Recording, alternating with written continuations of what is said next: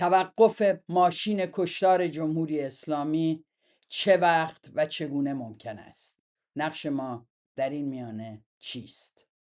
جنبش مبارزاتی مردم ایران علیه جمهوری اسلامی در کجا ایستاده؟ ما به عنوان ایرانیان خارج از کشور چقدر حاضریم هزینه بدیم و چقدر به طور واقعی پشتیبان عملی اون مردم هستیم؟ شادی امین هستم. در این برنامه فقط به این سوالات پاسخ میدم، ولی پاسخ به این سوالات برای کسانی است که به 2 سوال جواب مثبت میدن. دیگران میتونن صرف نظر کنن از دیدن این شماره ولتاژ. این 2 سوال اینه: میخواید جمهوری اسلامی برود؟ و این نه به این معنیه که صبر کنیم 10 سال دیگه بالاخره میرن اینا. هیچ رژیمی در هیچ جای جهان در تاریخ ثابت نمونده. این دیگه امر پیشگویی نیست. اما آیا میخواید جمهوری اسلامی فردا برود؟ برای شما بهتر است از تا پس فردا؟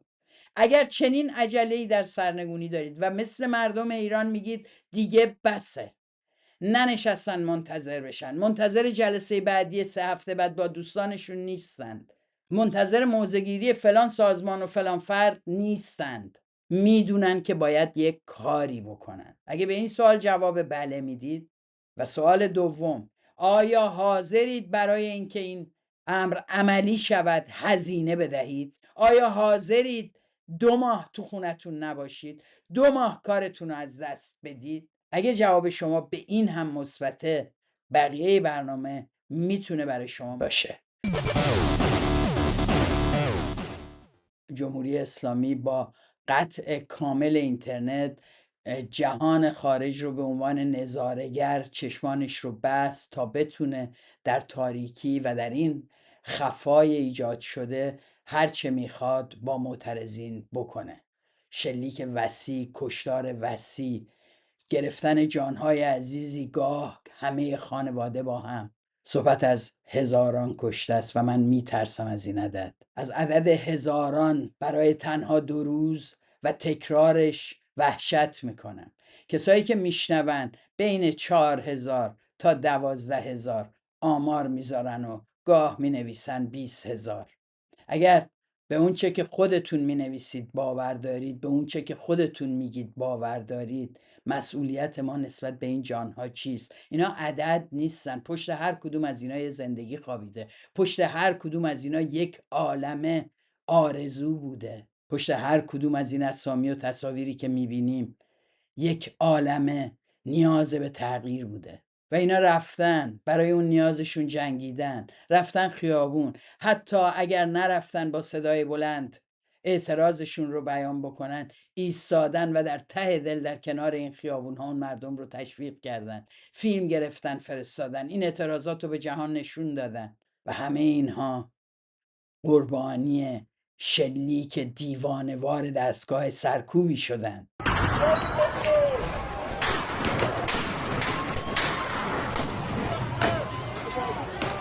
این خونه ملت دارن با تیر میزنن. ملت دارن کنید با تیر دارن میزنن.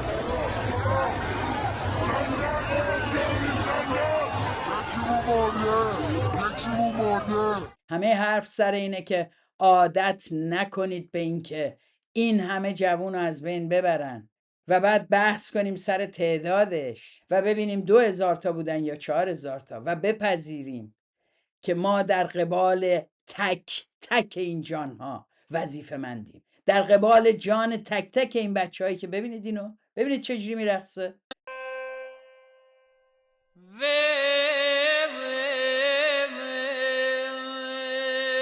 اینو ببینید، رفته بوده مد بخونه.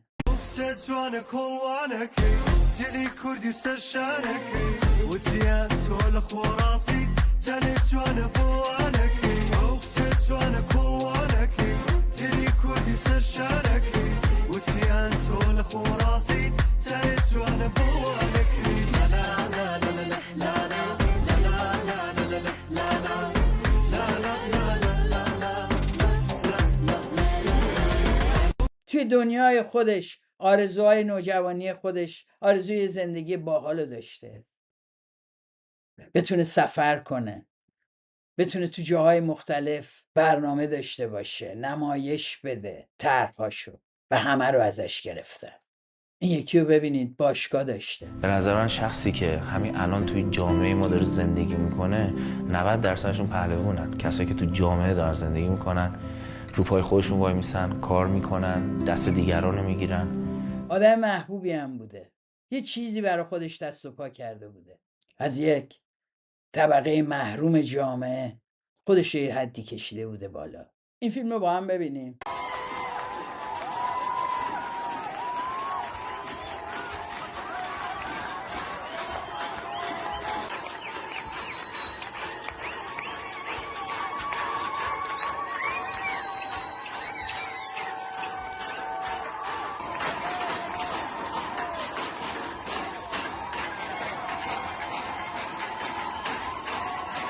این فیلمیه که در پونک میبینین دور آتیش جمع شدن دارن میرقصن، یکی لباس کردی داره، خوشن. و ما این فیلم ها رو دیدیم گفتیم یه دفعه آخره، ببین چجوری اینا وایستادن و دارن مبارزه میکنن، چقدر قشنگ و مدنی میرقصن با هم و با شادی دارن علیه جمهوری اسلامی مبارزه میکنن، چقدر روش‌های مختلفی به کار میبرن، چقدر هم بستن. میدونین که همه اینایی که دور این آتیش بودن قتل عام شدن؟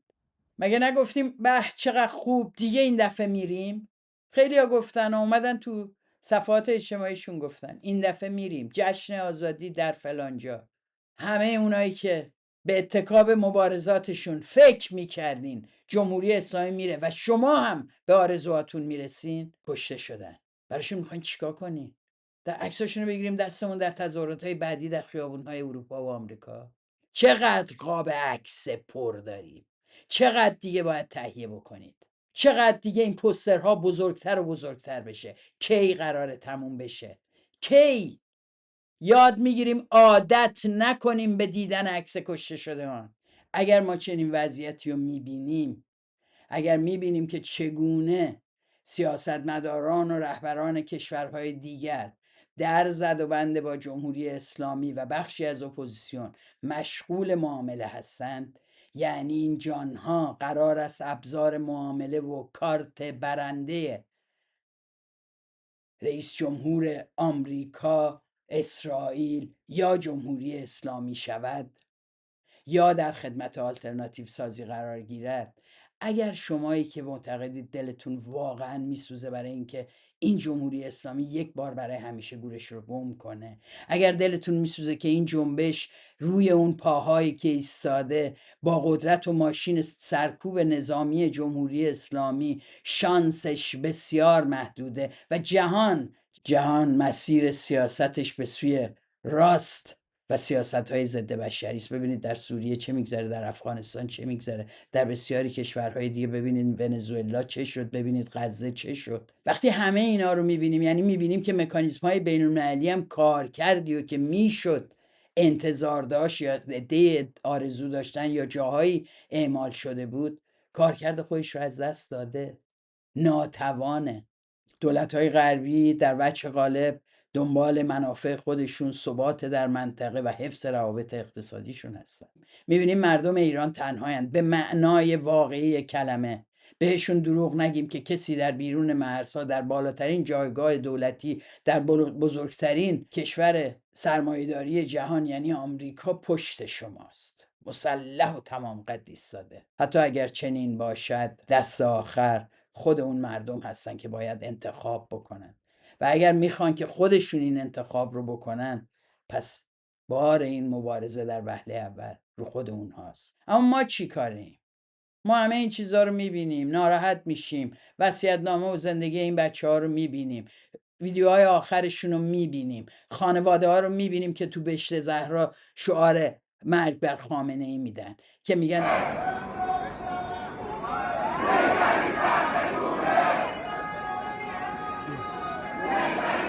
این شجاعت از کجا اومده؟ این جسارت انقلابی از کجا اومده؟ از تبعیض و نابرابری هایی که حس کردن، خسته شدن، جان به لب آمده واقعی هستن. اما کی جون ما به لب میاد؟ کی ما خسته میشیم؟ همه این اتفاقات، همه این صحنه سیاست، رفت و آمد، مذاکره ها و عدم مذاکره ها و جوش خوردن ها و ول کردن ها و سوزوندن ها و علم کردن ها باعث شده که مشخصا فضای سیاسی خارج از کشور در مجموع یک فضای استیصال رو داره تجربه میکنه. این استیصال قابل درکه. جامعه به لحاظ روانی با یک شوک عظیم روبرو شده. دیدن اون همه پیکر بیجان و اون همه قساوت شوخی نیست. مردمی که با این همه آرزو میان تو خیابون، رژیم جنایتکاری اونجا ایستاده که با دستگاه نظامیش هر بلایی میخواد سرشون، خیالش هم راحته که در جهان امروز کسی مانعش نخواهد شد از بیرون. با این استیصال باید مبارزه کرد.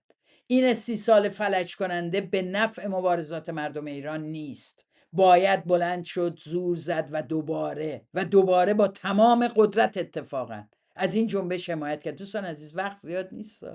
این مردم میتونن روزهای بسیار تاریکتری رو تجربه بکنن. اگر امروز بلند نشیم کشتار وسیع در پیشه.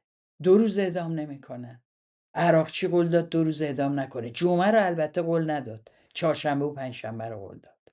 بذارید یه مقدار آبا از آسیاب بریزه و اون تصاویر اجساد رو بتونن روش لابی بین‌المللیشون رو بکنن، بعد تناب‌پایدارشون رو تو زندان‌ها در اماکن امنشون شاید باز دوباره در میادین شهر برپا بکنن. اگر برای اون وضعیت امروز بلند نمیشید، برای جلوگیری از اون کشتار حاضریم کنار اون مردمی بایستیم که جونشون رو خطر میکنن. حاضریم کاری بکنیم که فشار بیاریم، که امید ایجاد کنیم در بین این مردم و یک اتصال ایجاد کنیم بین آنچه در خارج از کشور داره زیست میکنه و سالها علیه جمهوری اسلامی جنگیده و آن مردمی که در داخل دارن شجاعانه فریاد میزنن و جمهوری اسلامی رو به چالش میکشن.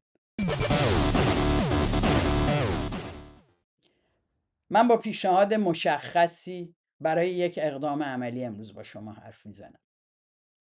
میدونید که نه اهل این هستم که اقدامی اگر فکر کنم نه مهم است و نه ضروری و نه عملی و نه تاثیرگذار، هر کدوم از این فاکتورها اگر در ارزیابی یک حرکت و یک اقدام عملی مبارزاتی کسر باشه، کم باشه یا نیروی موجود برای اون اقدام وجود نداشته باشه، طبیعتاً از قبل شکست خورده است. اما فاکتورهای زیادی وجود داره که به ما میگه این اقدام میتونه به موفقیت بیانجامه، میتونه اون نتیجه رو که میخواد بگیره.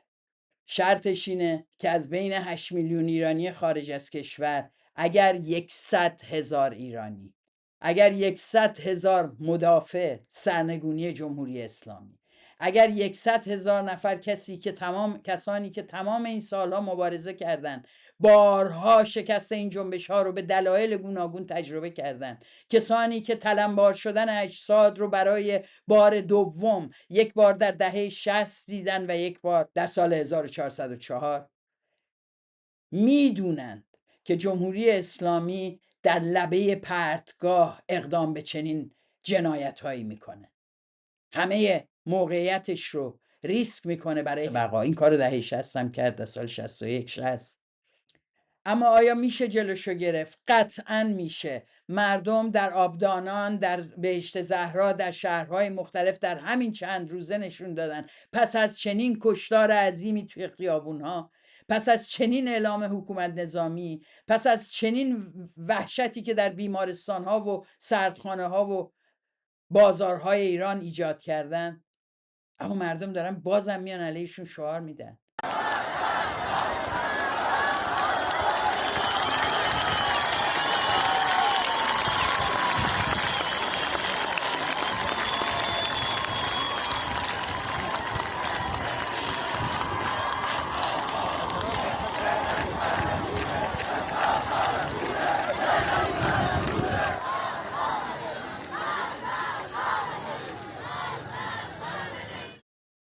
اما دوستان عزیز، میتونن این رو هم ساکت بکنن برای دوره طولانی.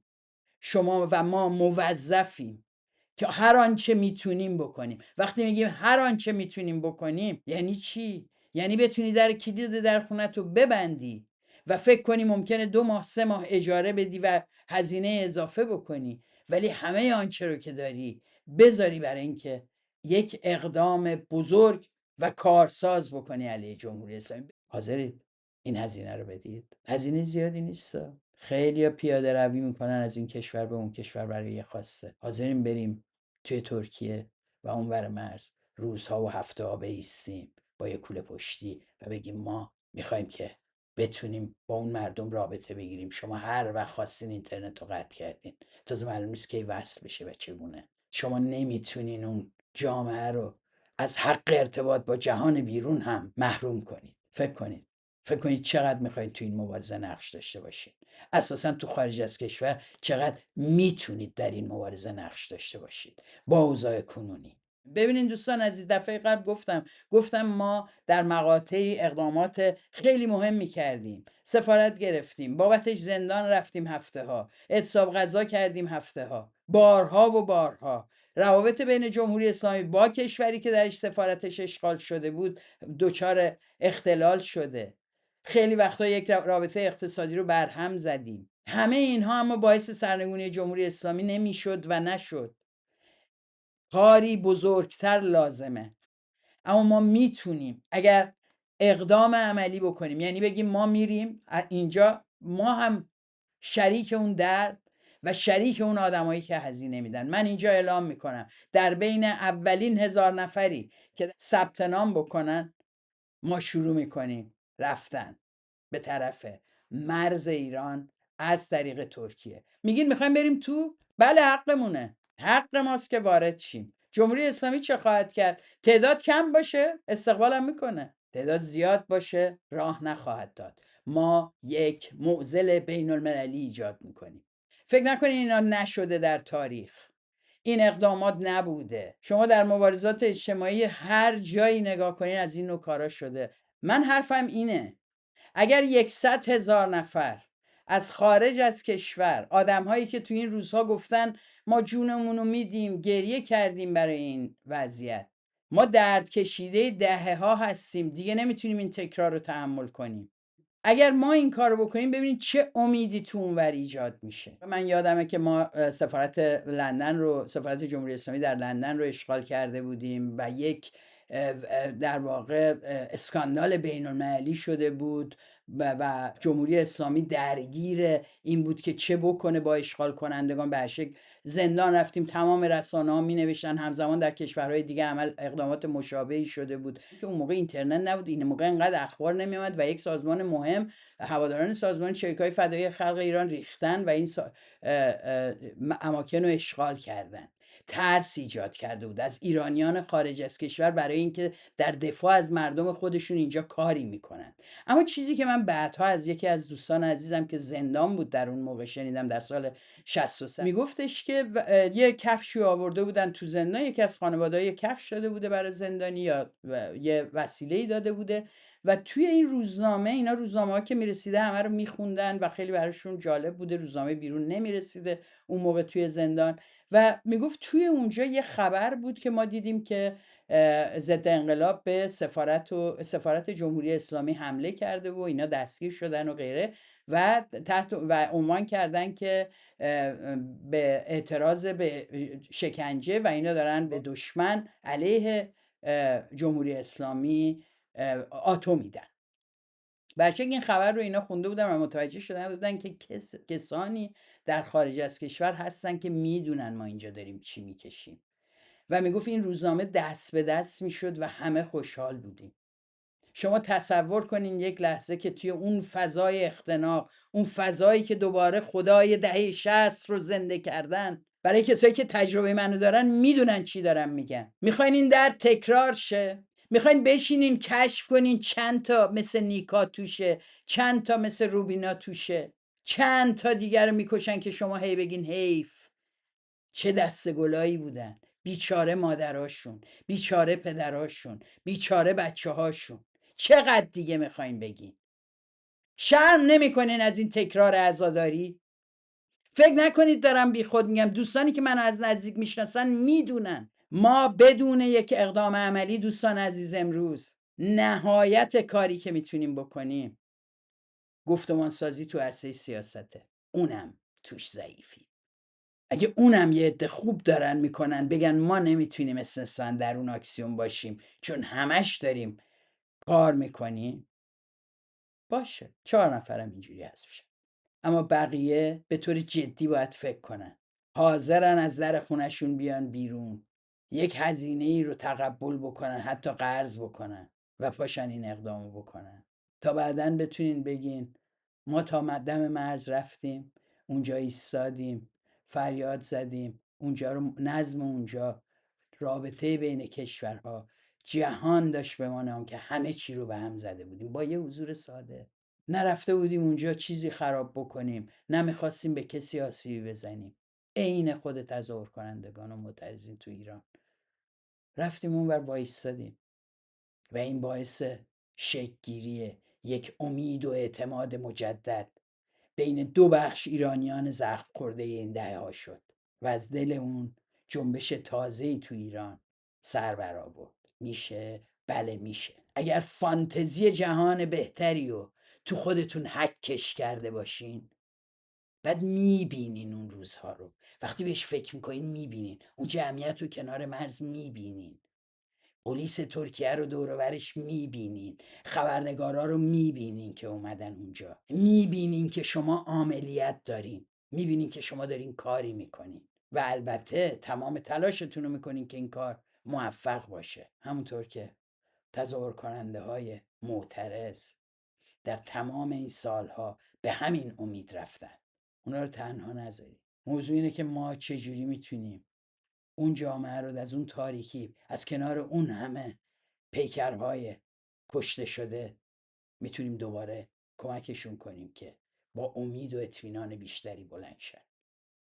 و ما نقش خودمونو برای خواسته ها و آرزوهای خودمون، برای ایرانی بهتر، برای زندگی در کشور خودمون، همه ما باید تلاش بکنیم که با شرافت و عزت و آزادی بتونیم به اون کشور برگردیم، با امنیت کامل اجتماعی و سیاسی بتونیم به اون کشور برگردیم و اونجا زندگی بکنیم. و برای این ما به خودمون لااقل بدهکاریم.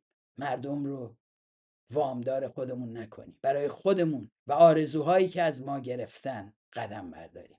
میتونید؟ اگر این پیشنهاد با انگیزه های مبارزاتی شما و احساساتتون نسبت به سرنوشت اون مردم گره خورده، اگه برای خودتون مسئولیتی قائلین، دوستان عزیز 10 سمینار دیگه بذارین، 50 زوم دیگه بذارین، 10 و 100 دیدار با نمایندگان مجلس و اینور و اونور بکنید، در خیابونهای اروپا 100 بار دیگه تظاهرات کنید و همه اینها عالیست.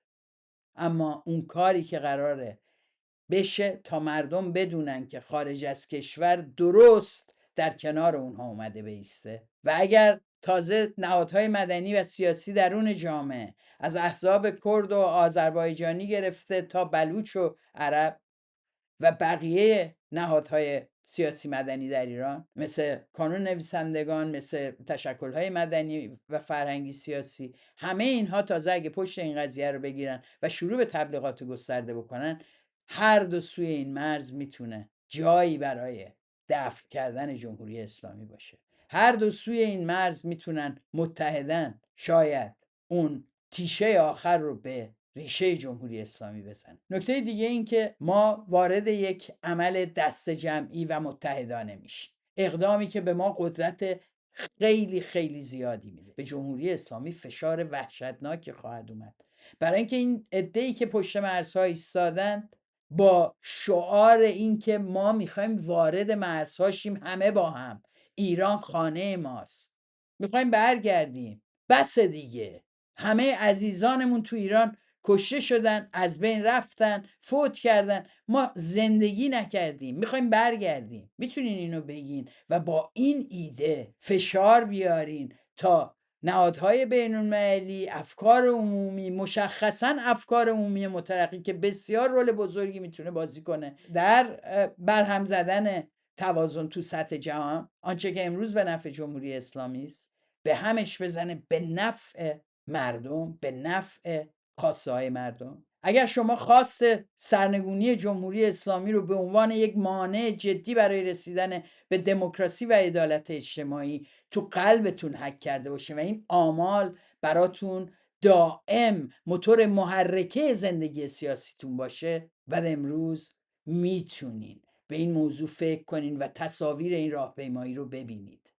میتونید خودتون رو به عنوان بخشی از اون ببینید و میتونید فکر کنید بله میشه کارهای بزرگ کرد. کارهای بزرگ همینجوری شکل میگیره. اگر شروع کنیم میشه اون موجی که میخوایم. مهم نیست چند نفری شروعش میکنن، مهم اینه که بیش از هزاران نفر باشن. بعد خودش میرسه به 100,000، ممکنه بیشترم بشه. باید آرزوی هر ایرانی بشه که یک روزی بگه من در اون حرکت بودم، منم رفتم، منم برای کمک به مردمم وقتی نمیتونستم برم کنارشون باشم رفتم پشت مرزها و بهشون نشون دادم حاضرم هزینه بدم، حتی اگه این هزینه در قبال جان و زندگی هایی که اونا دارن از دست میدن هیچ باشه. و هست، فکر نکنید قهرمانی بزرگی خواهیم کرد اگه این کارو بکنیم، ولی بکنیم و لااقل بتونیم وجدانمون رو پاسخ بدیم بهش، بتونیم 10 سال دیگه بیستیم جلوی آینه بگیم ما ساکت نموندیم.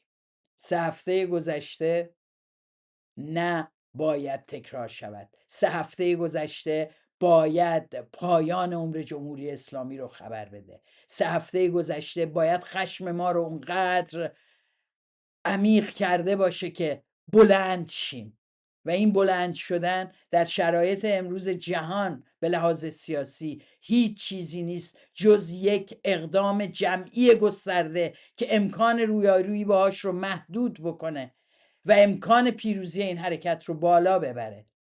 و این اقدام هیچ چیزی نیست جز حضور صدها هزار نفره ایرانیان در کنار مرزهای اون کشور. و دلم میخواد که این بحث رو، این فکر رو همینجا بذارم و بگم این کار اما زمان نامحدود براش نداریم. اگر کسانی هستن که فکر میکنن با این ایده میشود اقدام بسیار مهمی کرد و از پشت مرزها فریاد زد حق ماست که در ایران و در کنار عزیزان هموطنمون زندگی بکنیم، دلمون میخواد تو کشور خودمون زندگی بکنیم و این بحران سیاسی اونجا ایجاد بکنیم.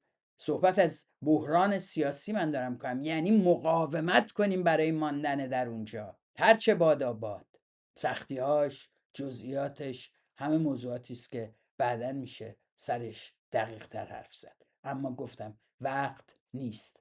کسانی که فکر میکنن این حرکت امکان عملی داره با من تماس بگیرید. به خصوص کسانی که میخوان به عنوان شریک در این قضیه به معنای فراخوان دادن، سازماندهی کردن، بررسی کردن وضعیت و غیره همراهی بکنن تماس بگیرن. اصلا پیشنهادی حول بهتر شدن چنین ایده‌ای که ایده اولیه است اما به این معنی نیست که پخته نیست، به تمام جوانبش فکر شده، ولی هر ایده‌ای که بتونه این رو صیقل بده و تاثیرگذارتر بکنه، من شادی امین در اولین 1000 نفری که ثبت نام بکنن به اونها خواهم پیوست و این اکسیون رو شروع خواهیم کرد.